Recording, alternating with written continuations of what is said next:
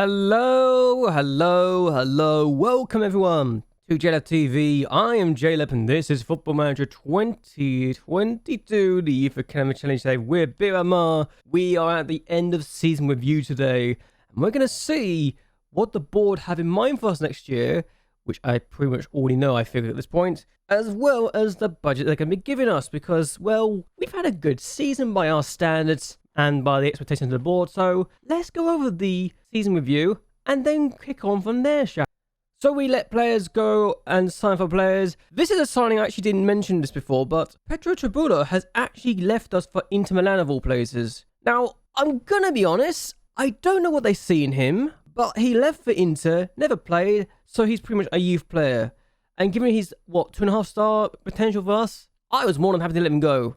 Especially when they weren't offering anything, but honestly, he was useless. Thriver left us. We was released. He then went to Senegal, and again makes sense.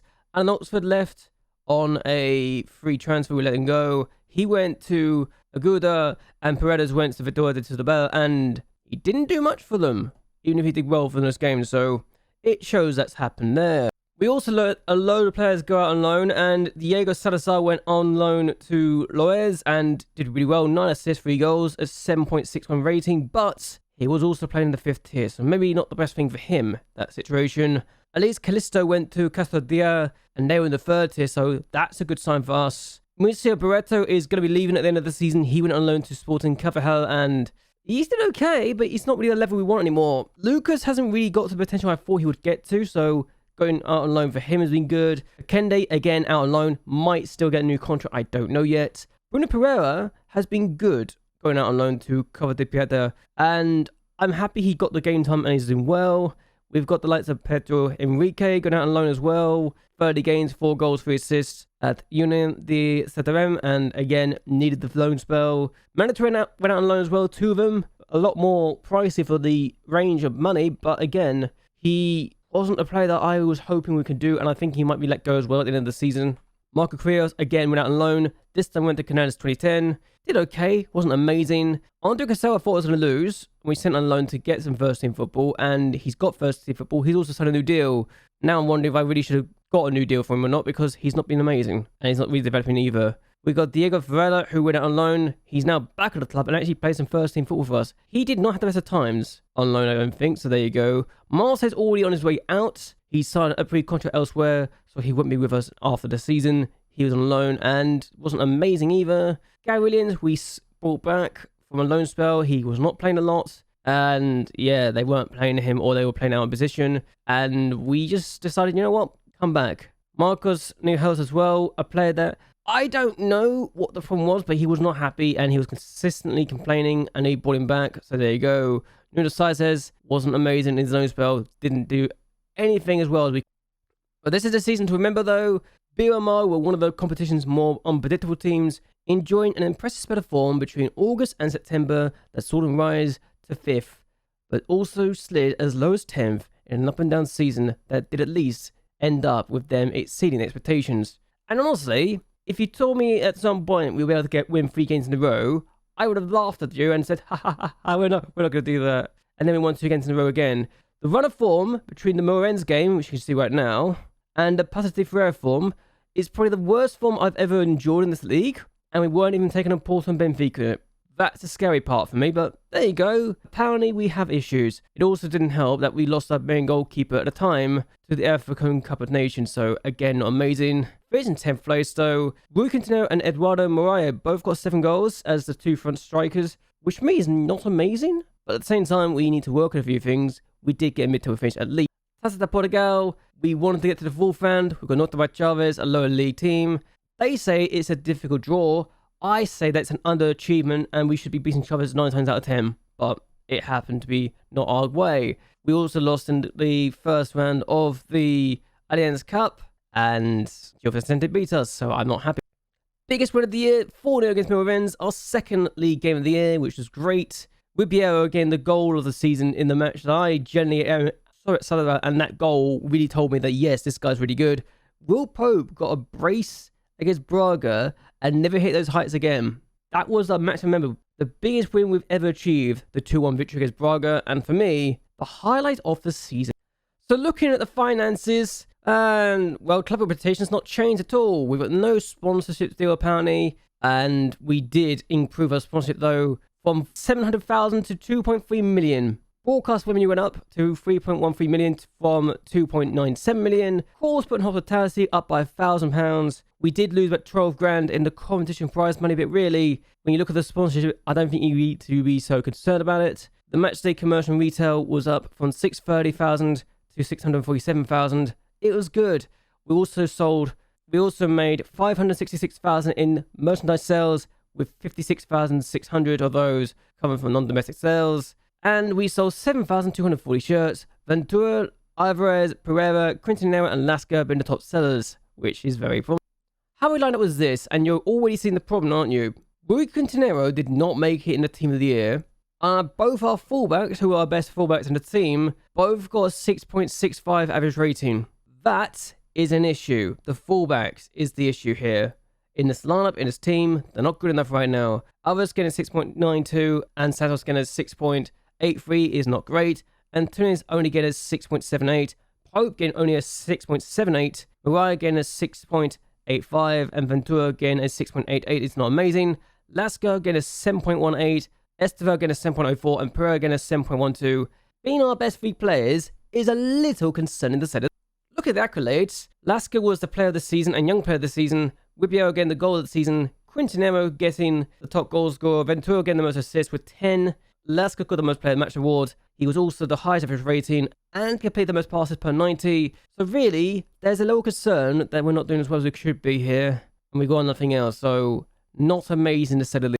I look at this season, I look at the team, and I wonder, what on earth have we done wrong? Lasca has now officially been named in the overall best 11. He's made 140 appearances with an average rating of 7.24 and scored 9 goals, which honestly says it all. And the club should be proud of the golden generation for Beira-Mar, including the likes of Pereira, Jafino, Beretta, Luis Santos, and Oxford all came through the youth team. And we look at this team now, where you see Pereira, Jafino, Barreto, Casanova, Brian, Luis Santos, Fernando Alvarez, Evaneldo Correa, Alan Oxford, Odair Tunis, and Hugo Sandoval. The fact that Hugo Sandoval is the only player in this Media Dream 11 to never come through our youth system is impressive. Carlos Lorejo, Bruno Lasca, Samuel Gurian, Luis Breda, Daniel Kende, Marissa Jr., and Rui Quintanilla on the bench. We've got the likes of Luis Breda and Marissa Jr. having not come from the youth academy as well. So only 3 players of the starting 18 have not come through the youth academy. And for me, that's impressive. But yeah, finishing in 10th place, it's the best finish we've ever had. The fact that our best ever position in the league is actually 6th place, 4 positions lower than we actually just achieved, tells me that yes, we have a chance to do well here. And I want to do something within the next couple of years, and that is to win a Taça de Portugal or the Allianz Cup in the next 4 seasons. So we don't go more than 40 years without a top domestic trophy. That's my goal. I don't think we're going to do it, but that's the thing. The board want me to fight brave against relegation again, which makes sense. And I'm going to accept it, even if they want me to sign players. Sign players and then sell for profit. No. I'm going to negotiate this, please. I want to get rid of that and get rid of that. Okay, you have this. There we go. We've got rid of the sell players for profit. Thank goodness for that. That was one thing I need to get rid of, and I'm happy we got rid of it now. I really am. So that's one less thing to... We've got more weaknesses than strengths, which tells me a lot. And I'm honestly looking at this and I'm thinking, I need to really look at this and ask what formation I need to go for next year.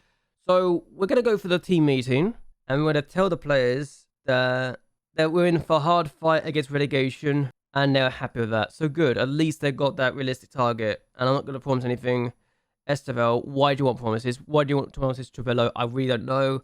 But we've got that to worry about. And I need to ask the question, what are we going to do? I also want to see if Ventura is going to be saying we're not good enough for the team in the future. Because that's kind of terrifying right now. And I really hope that we definitely don't need to worry about that going forward. And... yeah, it's concern for me that we might have an issue going forward with our team, you know? So let's go forward a bit and see who gets promoted up and down for the divisions. I'll be back in a... Turns out the budget was just one click away. 372,000 in transfers, 53,000 from wages. I think that's 10,000 down from wages. So we've got an extra £27,500 a week still. we're looking good. Also, I need to talk about the stats later on because that's something I need to talk about very much so, because I found my weakness and it's so we are back, and you can already see in the middle of the screen what's happened in the league. Maritimo have been relegated to the second tier of Portuguese football, and we've got our sponsorship money, and suddenly our finances look a lot more healthier. 2.3 million in the bank. Very good stuff indeed. But we've also had some more things happen. So Santa Clara won both games in this match, and I genuinely thought, you know what? Well done to them. They've won both matches. They won the second leg by a goal to nil. They won the first leg by 2 goals to 1. They won both games. They deserve to be promoted. And with Maritimo going down, we don't have to worry about them anymore. 3 teams who I thought we could do well against, and we did. So being promoted to the division though, Académico de Viseu, Chavez and Santa Clara. 3 teams that you'd actually expect to be doing well. Chavez and Santa Clara I just see as top tier teams. Académico de Viseu, not so much, but they have pretty much been a team in this save that have been getting promoted to the top flight on a consistent basis. In fact, they've now got the joint most titles in the second tier with 4 titles to the name. So they have become a team in this save that have practically become a yo-yo club in recent years. And I just see them being a team that, you know, could be a nuisance on their day. Finances, we just made 2.6 million in this month, because we made 2.5 million in the sponsorship. We just got a new deal in the main kit, which is up from 850,000 to 1.1 million a year. And I am thinking to myself, this is very good for us. Can I have more of this, please? And can I get more money per year? Because 2.6 million, while great, could be something we can improve upon. And with all these deals expiring in 2038 or 2039, and these top 3 deals being 5 years long, they are going to get better and better, I think. And we are going to have a bit of money in the sponsorship round. And we're going to have a bit of money in the sponsorship money, because I think we're looking very good indeed. Right now, Victor Ventura is actually willing to talk deals with us. But I want to see if he is going to have the same sort of thought and mindset when he turns 18. Because he's good enough for the top flight. At the age of 17, he's amazing. But I'm curious to see if he's going to be the same kind of mindset once he turns 18 in a few days' time, and when some teams start to feel a bit interested in him, because I can't really get a new deal until he turns 18. Hopefully, we won't have just 2 years left or a year left on Ventura's deal, and we won't have to worry about losing him for his release clause. If I can increase that and increase both those deals, I'll be very happy indeed. So let's go forward a little bit longer and see if Ventura is willing to improve his release clauses in the future. Also, I just got this article. I love this because apparently Malaga are interested in my goalkeeper, Pereira, but he's unwilling to move and will reject any advances from Malaga. He does not want to join a smaller club like Malaga. Apparently, we are now a bigger club than Malaga, even though their reputation's higher. And I love that because it tells me that, yes, because they're second tier side in Spain, they are considered smaller than Beira-Mar, who are in the top flight of Portugal. Of all things I was expecting, this was not it. So there you go. So I've just tried to get the board to improve my youth facilities, and they actually are reluctant to do so because we should be signing first team players. No, I'm not going to do that. Don't be stupid. Okay, I literally just pressed the thing, and apparently they say youth development is very important at the club, so therefore we accept your request. Why did you turn me down in the first place, you pillocks? And it's only going to cost 818,000. So really, this should have been done a while ago. So we're going to do this now, and I'm thinking, yes, it's going to start in August and we'll be finished by November. We should be fine. We should be really good. And hopefully our intakes will even... Oh, it's happened. As soon as Victor Ventura turns 18, he's given me this message, and his agent said, my client isn't currently interested in contract negotiations with your club. He doesn't believe Beira-Mar's squad is strong enough to play at a level matching his own ambitions. Why is it? And this is the thing. I couldn't give him an extra year in his contract before this moment. Why is it as soon as he turns 18, he decides, you know what? Yeah, I feel like I can be better than this. I'm going to go and say this to people. You're 18. You might be good, but we made you. We're trying to make you a good player. We're trying to win trophies with you here. Good Lord. That's sad, isn't it? I've got an 18-year-old who genuinely now is starting to believe that. That tells me a long problem that 18-year-olds have that mindset, it turns out. Which is a shame. Well, what can you do? At least with Biel doesn't have that issue. He just got called up for the Cape Verde squad. and he loves it here. He's his favorite place. We're his favorite people. Love him. So I wanted to talk about this, and I wanted to show you something very, very well starting that I discovered through this situation this year, where we're defensively conceding just 1.38 goals a game, but we're expected to concede 1.76 a game. That is bad. That is really bad. And defensively, we're being bailed up by our goalkeeper being as good as he is. Now, we're intercepting a lot, and we're blocking a lot of shots, as well as having a lot of clearances, but 45.8 clearances per game is not something I was expecting to see. That is a concern. We're also committing a lot of fouls. So I think next year we need to work on that going forward. Striker-wise, we're actually scoring less goals than expected as well, which is actually around average. Goals per game, 1.35, which is 0.01 higher than their average. And we actually have the same expected goals per game average as the league. So we're very average there. We're not having a lot of shots on target compared to the league by one less. Shots on target, we're actually higher than the league. But dribbles per game, not very much dribbling. Crosses, completion, not very good. Pass completion, we're higher. But fouls against, we're not really getting a lot of fouls. We're causing more fouls than anything else. So apparently our defensive is good, but with poor attack. I think it's the other way around. We are not very good defensively. And I'm actually going to show you the league stats for this to really back myself up in this situation. But if we look at the attacking wise, we had the 8th best attack with 46 goals. But expected goals per season was actually 47.6. We're actually worse there. And then we go to goals conceded. We conceded the 10th most in the league. And we conceded 47. But expected goals against, we're the 4th highest in this list, about 60, which is really bad. That we were literally saying, yeah, we considered that many goals less than we were expected to. We need to work on our defense, and I don't think we can do that. And with Victor Ventura now saying, I don't want to be here anymore, I might need to look at a new formation potentially and to isolate him from the squad. Especially if we can get someone to pay that fee of his. Because with his release fee, I am going to have to say, that's the goal now.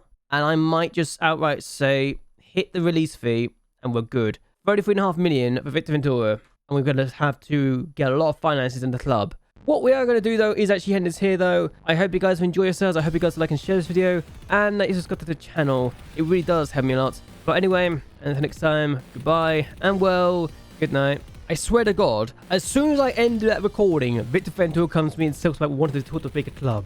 And it's Will Pope coming to me to saying this, yeah. I've had a chat with him, he wants me to move bigger of a club. You need to consider the impact of the rest of the squad. Yeah, let's look at this. Will Pope, can you actually have a talk with him and see if you can convince him to back down? He's back down. We're safe. Victor Ventura is no longer wanting to leave. The question is, will he got a new contract? No. I got excited for no reason at all.